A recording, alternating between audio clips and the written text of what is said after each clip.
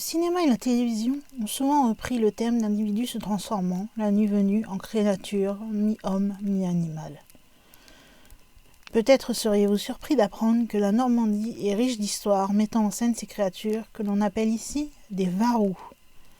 Ces croyances, très répandues au Moyen-Âge, se retrouvent aussi dans la mythologie scandinave, qui mentionne l'existence d'esprits mauvais pouvant transformer les hommes en chiens ou en loups. Il y a dans la commune de Grévy 3 vallons parcourus chacun par un ruisseau qui se rend à la mer. Entre deux, ce sont des hauteurs qui se terminent par des falaises. La première de ces vallées venant de Cherbourg est celle de Oubilan ou Oubilan, qui était autrefois le domaine favori des fées. La seconde, c'est la vallée de Caté, qui aboutit près du trou de Saint-Colombe. La troisième, c'est le Val Ferrand qui aboutit à la mer, en un endroit qu'on appelle le Douai du Moulin.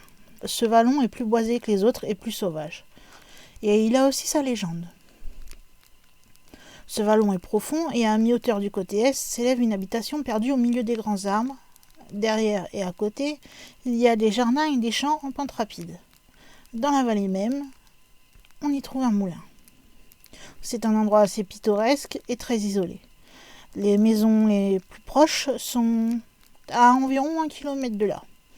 Quand le moulin fonctionne, quand l'eau qui tombe d'en haut fait tourner les roues à grand bruit, on aurait beau crier qu'on ne serait pas entendu. C'est ce qui arriva au milieu du XVIe siècle à un monsieur de Ricmay qui était venu s'y établir. Il fut assassiné à coups de hache, et la même hache servit à tuer le meunier dans son moulin. C'était au milieu du jour. Tout le monde était à travailler au champ, personne n'entendit rien, ou du moins si on a été capable de l'entendre. Si l'on vit les meuniers qui étaient en même temps des voleurs, personne n'en dit rien. On eut recours, en désespoir de cause, à un moyen qu'on employait quelquefois avec succès pour découvrir les crimes cachés. Un dimanche, dans toutes les églises du pays, on lut en chaire un monitoire où les faits étaient relatés et où on sommait au nom de Dieu les auteurs, victimes ou témoins du crime de déclarer ce qu'ils savaient sous peine, s'ils ne s'exécutaient pas, d'encourir à l'excommunication majeure.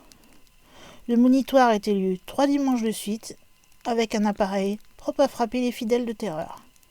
À la fin de la 3e lecture, le prêtre, après avoir adressé une dernière et solennelle sommation à ses auditeurs, jetait à terre le cierge qu'il tenait à la main et l'éteignit en marchant dessus.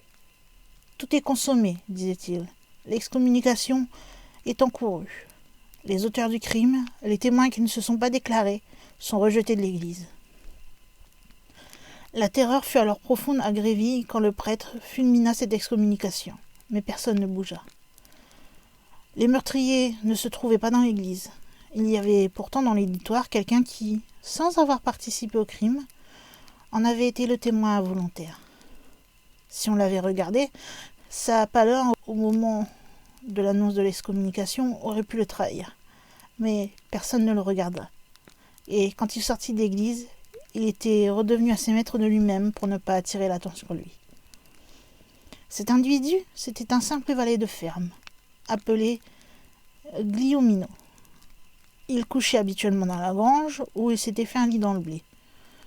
Une nuit, alors qu'il dormait, c'était la nuit de Noël pendant la messe de minuit, au moment où les animaux s'agenouillent, dit-on, dans les étables, il lui avait semblé tout à coup que quelque chose de lourd se jetait sur son dos. Il s'est alors levé, ouvrit la porte, et voilà que malgré lui, c'est ce qu'il a assuré plus tard, il s'est mis à courir comme un fou à travers les mares, les cavées, les fondrières, les ronces et les buissons, marchant devant lui sans pouvoir s'arrêter, sans pouvoir se dire